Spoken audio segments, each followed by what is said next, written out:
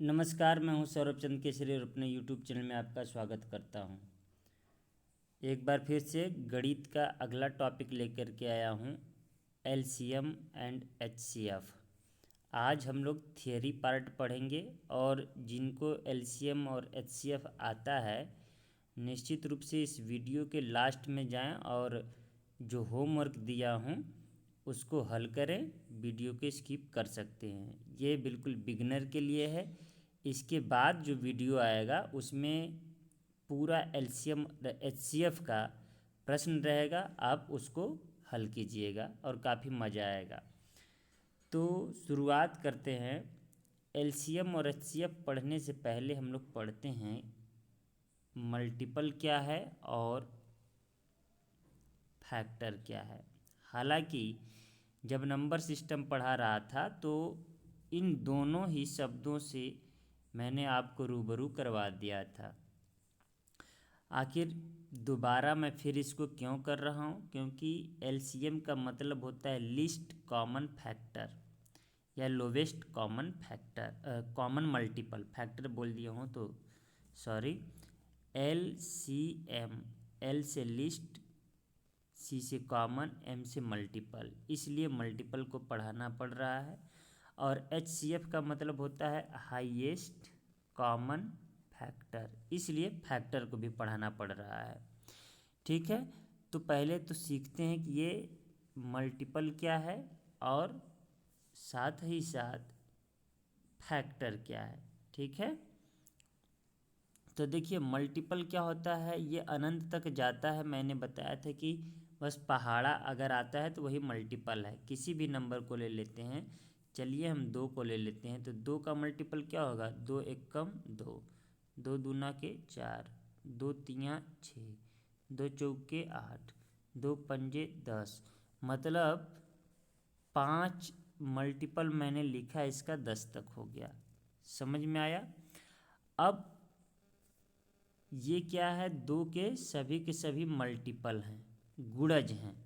ठीक है, फैक्टर क्या होता है, यही 2 का फैक्टर अगर लूँ तो ये 2 किस किस से कट जाएगा, तो 2 1 से कटेगा और अपने आप से 2 से कट जाएगा। तो ये दोनों क्या हुए, फैक्टर हुए। ठीक है ना। अब देखिएगा इसी में कॉमन फैक्टर क्या होगा। अब जैसे हमने ये क्या ले लिया, 3 ले लिया, ध्यान से सुनिएगा। तो 3 का मल्टीपल क्या होगा, 3 एकम 3, 3 दूना 6, 3 तीरी के 9, 3 चौका 12, 3 पंजे 15। देखिए हमने क्या कर लिया कि 5 इसके लिख लिए गुणज मल्टीपल और 5 2 के लिख लिए। अब इन दोनों में आप मिलाइए कि क्या कॉमन है, तो आप कहेंगे कि 2 और 3 में 6 कॉमन है। ठीक है ना।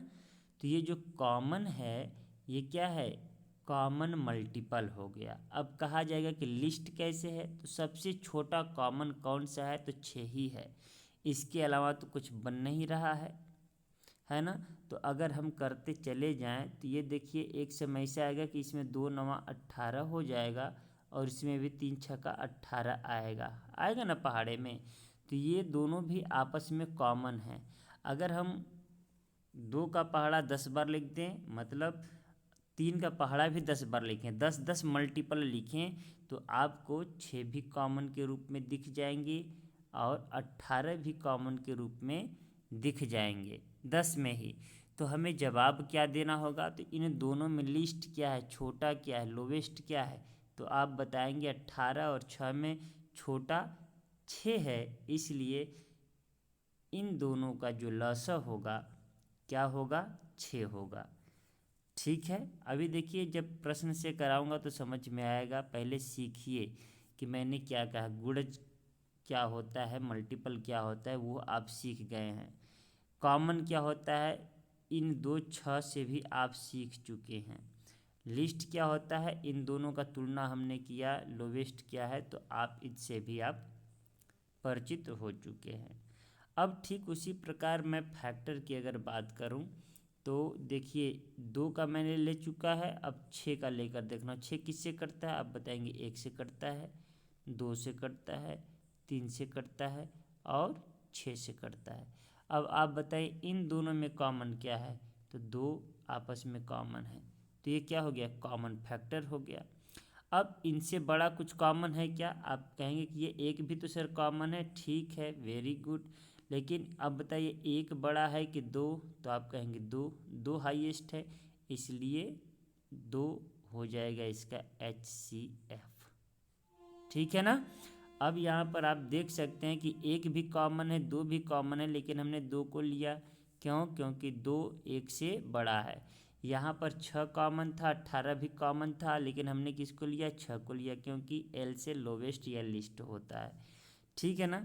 अभी फ़िलहाल इतना समझ गए हैं, तो अभी मैं बताऊंगा कि एलसीएम कैसे लेते हैं। एलसीएम का एक तरीका ये है, तो आगे हम लोग चलते हैं।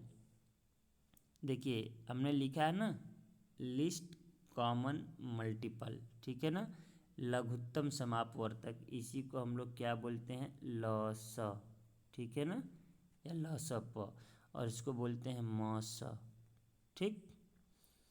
अब देखिए हम 2 विधि से निकालते हैं, एक तो होता है फैक्टराइजेशन विधि, मतलब गुणनखंड विधि। कौन सा विधि से निकालते हैं, एक तो गुणनखंड विधि से होता है और दूसरा होता है भाग विधि।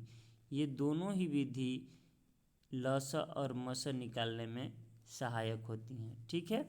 तो हम लोग पहले सीख लेते हैं गुणनखंड विधि, फिर सीखेंगे भाग विधि, ठीक है। इसके बाद में हम लोग पढ़ेंगे भिन्नों का और दशमलव अंकों का लस कैसे निकालते हैं, ठीक है ना। तो गुणनखंड विधि क्या होता है, प्रश्न के माध्यम से हम लोग करते हैं। पहले एक प्रश्न है 12 एवं 18, ठीक है, का लस, हम लोग इसका लस ले रहे हैं। तो कैसे लेंगे, पहले गुणनखंड विधि, तो 12 का आप गुणनखंड करिए और 18 का आप गुणनखंड करिए।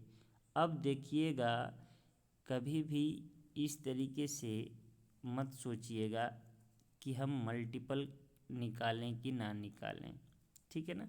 आप गुणनखंड द्वारा कर सकते हैं। गुणनखंड कैसे करते हैं, आपको पता ही है कि 12 2 से कट जाएगा, तो 2 दूनी 4 तियाई 12, ये देखिए गुणनखंड होता है। इस तरीके से हम लोग सीख चुके हैं, नहीं आता है तो ऐसे करेगा, 2 छक्का 12, 2 तिया 6, फिर 3 एकम 3, यही चीज़ किया हूँ कि नहीं किया हूँ, यहाँ पर देख सकते हैं आप। अब उसी प्रकार से आप 18 का जब यहाँ पर करेंगे, तो आप क्या करेंगे, 2 9 18, 3 तिरिके 9, 3 एकम 3, मतलब 18 के गुणनखंड क्या है, 2 गुणे 2 गुणे 3। अब अरे 2 दूना 4 तिया 12 हो गया, तो गड़बड़ हो गया, गलत लिख दिए हैं, 2 बार 3 है, ठीक है। तो ये देखिए 3 और 3, ठीक है। अब हम निकालना है लघुत्तम समापवर्तक, तो आप बस ये सीख लीजिएगा कि यहाँ पर देखिए कॉमन क्या है, 2।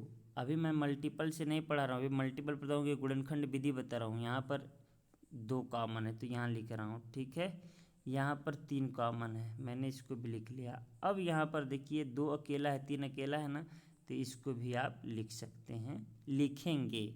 इतना क्लियर हुआ, तो ये हो जाएगा आपका लॉस। 3 दूना 6, 6 3 18, 18 दूनी 36। अब देखिए ये 36 कैसे आया, गुणनखंड विधि से आया है ना।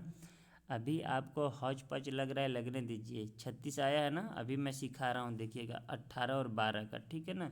देखिएगा ये 12 हो गया, तो मैं क्या करूँ, 12 का मल्टीपल, 12 एकम 12, 12 दूना 24, 12 तिया 36, 12 चौका 48, 12 पंजे 60, करते जाइए। उसी तरीके से 18 करिए, 18 के 18, 18 दूना 36, 18 तिया 54। अब बढ़ते जाइए, अब देखिएगा कि कॉमन क्या आ रहा है, तो 36 आ रहा है कि नहीं कॉमन इन दोनों का, तो बस यही हो गया लस, LCM, ठीक है। तो कितना आसान है कि नहीं है।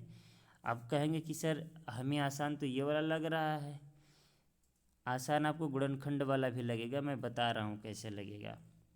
अब देखिए गुणनखंड सबको आ गया है, तो 12 का गुणनखंड जैसे ही करेंगे तो 2 दूना 4 तियाँ 12, इसको आप लिखेंगे 2 इंटू 3। क्लियर है?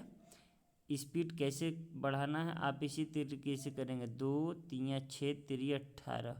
अब यहाँ पर देखिए 2 गुणे 3 पे घाते 2। अब देखिए हमें क्या करना है, एलसीएम में यह देखना है क्या कॉमन है, 2 कॉमन है ना। अब जिसका घातांक अधिक है वही वाला लिखते हैं। देखिए 2 पे घाते 2 है, यहाँ पर 2 पे घाते 1 है, तो एलसीएम जब भी लेंगे तो 2 पे घाते 2 ले लेंगे। क्लियर हुआ कि नहीं हुआ? अब देखिए 3 कॉमन है यहाँ पर ना। अब 3 पे घाते किसका अधिक है, 2 की 1, तो 3 पे घाते 2 अधिक है। बस यही हो गया आपका एलसीएम। ये क्या हो गया, एलसीएम। ठीक है, अब जब पूरा लिखेंगे तो 3 का स्क्वायर 9, 2 का स्क्वायर 4, 9 चौका 36। आ गया कि नहीं आ गया? तो ये देखिए गुणनखंड विधि है। ठीक है, सवाल हम लोग इस पर करेंगे, लेकिन उम्मीद करता हूँ कि आपको समझ में आ रहा होगा। अब इसी को भाग विधि से कैसे करते हैं, तो इसी सवाल को हम लोग भाग विधि से भी करते हैं। देखिए हमारे पास 12 है और क्या है, 18 है।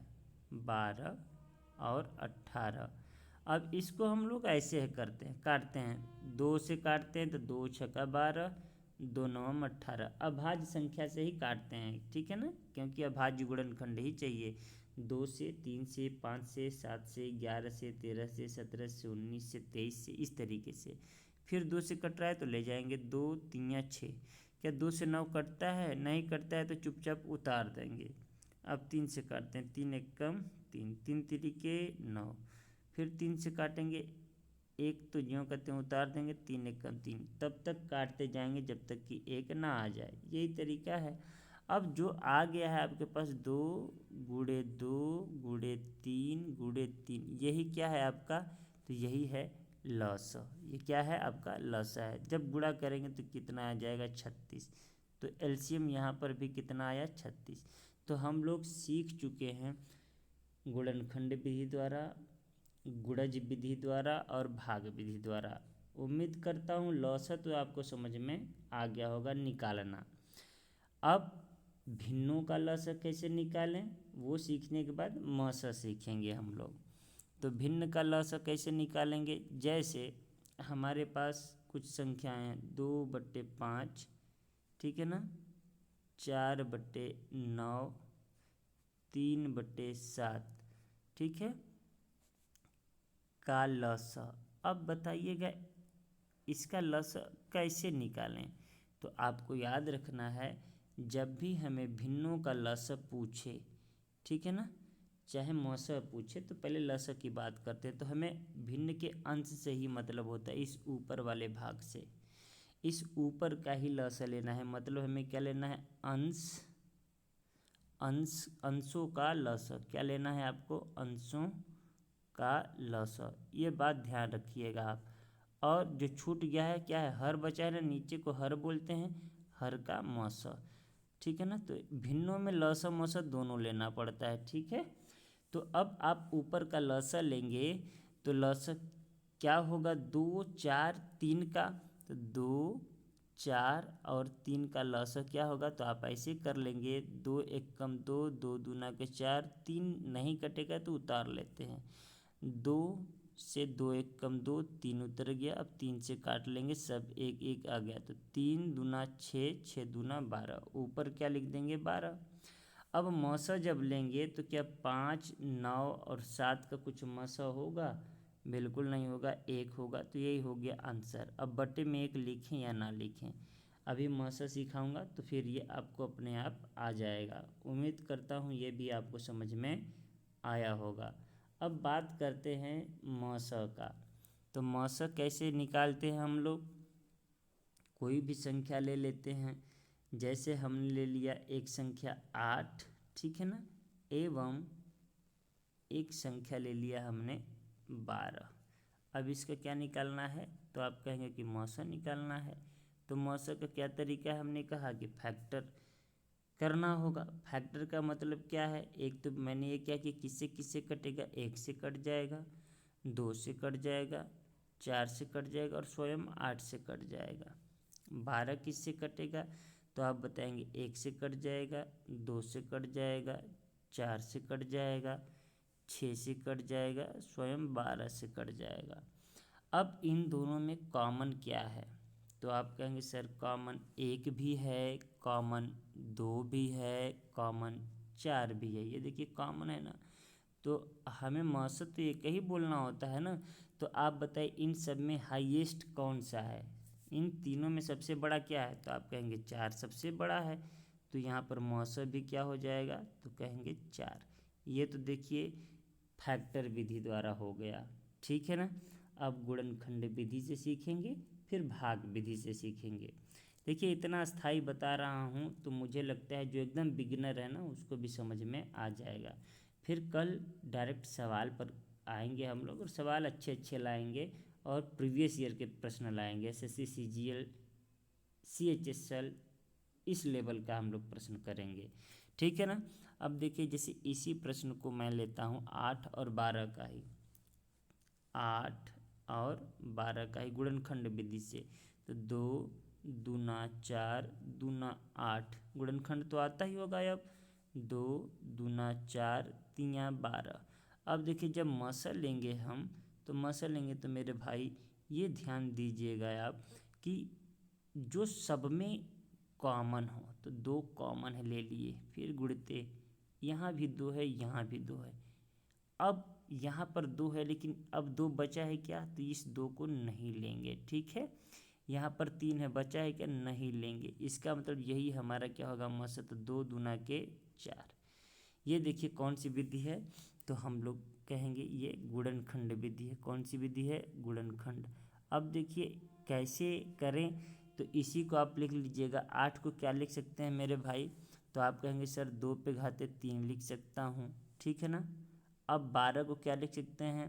तो आप कहेंगे सर 2 पे घाते 2 लिखूँगा और 3 पे घाते 1। तो अब इसी में देखना है हूबहू एक जैसा कॉमन क्या है? तो 2 कॉमन है, ठीक है ना। अब हम लोग जब लसा पढ़ते थे तो लसा में हम बड़े वाले को ले लेते थे, है कि नहीं, जो घातांक था। लेकिन यहाँ पर जो घातांक छोटा है वो इसी को ले लेंगे। 2 पे घाते 2, ये हमारा हो गया मौसा, ठीक है ना। अब यहाँ पर 3 देखना, 3 तो कॉमन है नहीं, इसीलिए हमने 3 को नहीं लिया, ठीक है। इस तरीके से हम लोग क्या करेंगे कि मौसा भी निकाल लेंगे। अब इसी मौसा को हम लोग करने चल रहे हैं भाग विधि द्वारा। तो भाग विधि से कैसे करते हैं? देखिए 8 और 12 है, 2 संख्या है हमारे पास। तो हम छोटे वाले से बड़े वाले में भाग देते हैं। कैसे देते हैं? इस तरीके से देखिएगा। 8 एकम 8, कितना बचा? 4। अब मेरे प्यारे भाई इस 4 से इस 8 में भाग देते हैं, ठीक है ना। तो 4 दूना 8, और ये ऐसा तब तक करते जाते हैं जब तक कि पूरी तरीके से कट ना जाए। तो किससे कटा है? तो आप कहेंगे कि सर 4 से कटा है। अंत में ये 4 ही क्या हो जाएगा? हमारा मौसा हो जाएगा। ये क्या है जानते हैं? भाग विधि है, ठीक है ना। अगर 2 या 3 या 4 या 5 संख्या चाहे जितना भी हो, बारी बारी करते चले जाइएगा। यही क्या है? भाग विधि है। इसके अलावा और कई तरीका है, उस तरीके को मैं बताऊंगा प्रश्नों के माध्यम से। जैसे एक होता है अंतर विधि। कौन सी विधि होती है? अंतर विधि। अंतर विधि से भी जब मैं आपको बताऊंगा तो बहुत जल्दी आप प्रश्न को हल कर ले जाएंगे। जैसे अगर एक एग्जाम्पल दूं मैं आपको, तो देखिए जैसे प्रश्न है हमारे पास 8 है, ठीक है, 24 है, और इसके अलावा हमारे पास 18 है, ठीक है। अब आप देखिए कि इन तीनों का मौसा क्या होगा। एक तो गुणनखंड विधि द्वारा आप इस तरीके से करिएगा, 2 पे घाते 3 आया। 24 को क्या लिख सकते हैं? तो 8 तरीके 24 होता है, तो 2 पे घाते 3 और गुणे 3 लिख लेंगे।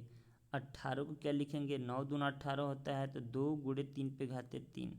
अब आप बताइए क्या 3 सब में है? नहीं है, तो 3 तो कॉमन होगा नहीं मेरे भाई। तो 3 तो कॉमन होगा नहीं। 2 सब में दिख रहा है, लेकिन 2 पे घाते सबसे कम किस में है, तो आप कहेंगे 2 पर। घाते 1 जो है तो वही मौसा हो जाएगा, मौसा कितना होगा 2, ठीक है ना। अब देखिए भाग विधि से भी करेंगे तो किसी 2 को आप ले लीजिए मेरे भाई, जब किसी 2 को भी लेकर के भाग करेंगे, फिर जो इन दोनों का मौसा आएगा उसी से इसमें भाग देंगे। अब अगर ये भी कट जाता है या फिर जिस प्रोसेस से हम लोग करते हैं कट जाता है तो वही मौसा होगा। अब तीसरा जो मैंने विधि बताया अंतर विधि कैसे करते हैं, तो 2 बड़ी संख्याओं को आप ले लीजिए, 2 बड़ी संख्याओं का अंतर देखिए, तो हम 24 और 18 को ले लिए हैं मेरे भाई, तो कितना आया 6 आया। अब देखिए 6 से क्या ये सब कट रहा है, तो 6 चौका 24 कट रहा है, 6 तिरी 18 कट रहा है, लेकिन 6 से सर 8 नहीं कट रहा है। निश्चित रूप से जब 8 नहीं कट रहा है तो 6 मौसा नहीं है। अब इस 6 को क्या कर दो, 2 भागों में तोड़ दो। 2 भागों में कैसे तोड़ोगे, 2 अत्तियाँ 6। अब देखो 2 से कौन सारा कट रहा है कि नहीं, 2 से तो ये दोनों पक्का कटेंगे ही कटेंगे। 2 चौके 8 ये कट गया। क्या 3 से 8 कटता है, नहीं कटता है। इसका मतलब यहाँ पर 2 जो है 2 हमारा क्या हो जाएगा, मौसा हो जाएगा। ये अंतर विधि है।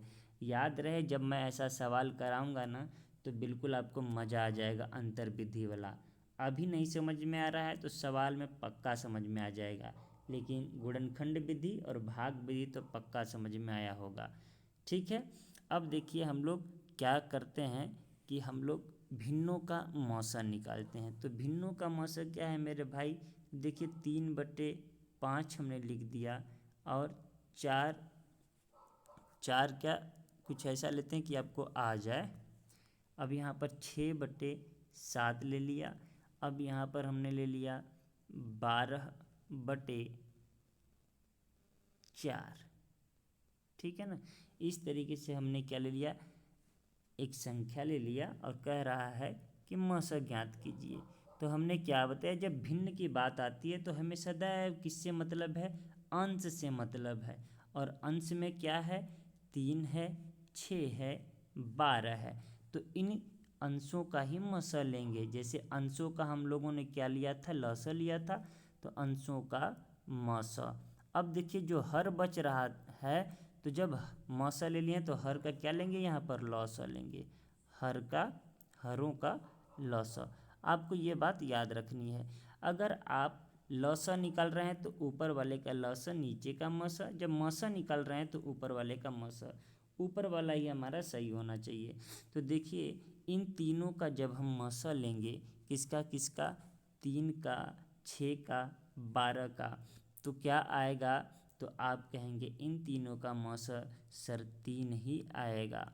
कैसे आएगा, तो जब निकालेंगे तो आप देख पाएंगे, या फिर मैं ही निकाल कर बता दूँ दोनों का अंतर कितना है, 6। क्या 6 से 3 कटेगा, नहीं। तो इस 6 को 2 × 3 में तोड़ दीजिए। देखिए 3 से 3 कट जाएगा, इसका मतलब 2 का कोई मतलब नहीं है, 3 ही क्या होगा, मौसा होगा। तो हमने 3 नीचे लिख दिया। अब देखिए 5, 7 और 4 का क्या लेंगे, लसा लेंगे आप। तो जब लसा लेंगे तो आप देखेंगे, आप पाएंगे कि 5 चौके 20 7 140 इसका लसा होगा। तो इस प्रकार से हमने 3/5, 6/7 और 12/4 का मौसा बड़े ही आसानी से निकाल लिया, 3/140। देखिए मैंने बहुत ही शांति से और अस्थाई तरीके से आपको लसा और मौसा को समझाया है। उम्मीद करता हूँ आपको समझ में आया होगा। अभी जिनको आता है उनको ये बहुत आसान लगा होगा कि क्या पढ़ाएं, ये कौन वीडियो देखे। तो उनके लिए वीडियो नहीं है, जो बिगिनर हैं उनके लिए वीडियो है। उनके लिए क्या है कि उनके लिए एक सवाल है, वीडियो ज़्यादा लंबा ना हो इसलिए अब आप लोगों के लिए सवाल। देखिए ये है होमवर्क, ये क्या है, होमवर्क नंबर 1। ये सब सवाल अगले वीडियो में लगेगा आपको। आपको आता है तो लगा करके जब आप टाइप कीजिए किस में, कमेंट बॉक्स में। एक होमवर्क मिल गया आपको। अब देखिए दूसरा होमवर्क क्या है, ये देखिए होमवर्क नंबर 2 है, ठीक है। यहाँ पर ये 55 है, आप समझ जाइएगा ये कितना है, 55 है, ठीक है। होमवर्क नंबर 2 है। होमवर्क नंबर 3 क्या है, तो होमवर्क नंबर ये 3 है, ठीक है। ये होमवर्क 3 है, ये होमवर्क आपके लिए 4 है। ठीक, इस तरीके से आप सवाल को हल करिएगा। मैं आप लोगों के लिए कुछ सवाल ये लेकर के आया हूँ और ये सवाल आपको कल मिलेंगे वीडियो में। ठीक है, क्यों? क्योंकि लंबा वीडियो ना हो, ठीक है ना। आज जितना मैं लिख रहा हूँ 4 नंबर, 5 नंबर, 6 नंबर, ये आपको जवाब देना है। अगर आता है तो कमेंट बॉक्स में पक्का दीजिएगा, ठीक है। फिर मैं जब हल करूँगा, आपको हल कराऊँगा, तो आप क्या कीजिएगा कि मिला लीजिएगा कि आपने कितना सही किया है। अगर कमेंट में मैं आपका जवाब नहीं दे सका तो ये देखिए लगभग लगभग आपको 8 क्वेश्चन हमने दे दिया है, ठीक है ना। उम्मीद करता हूँ ये 8 क्वेश्चन आप लगा पाएंगे। 1-2 क्वेश्चन अगर नहीं भी आता है तो घबराने की बात नहीं है। तो चलिए इसी शब्दों के साथ मिलते हैं नेक्स्ट वीडियो में। तब तक के लिए नमस्कार और अपना ख्याल रखिए, तैयारी करते रहिए।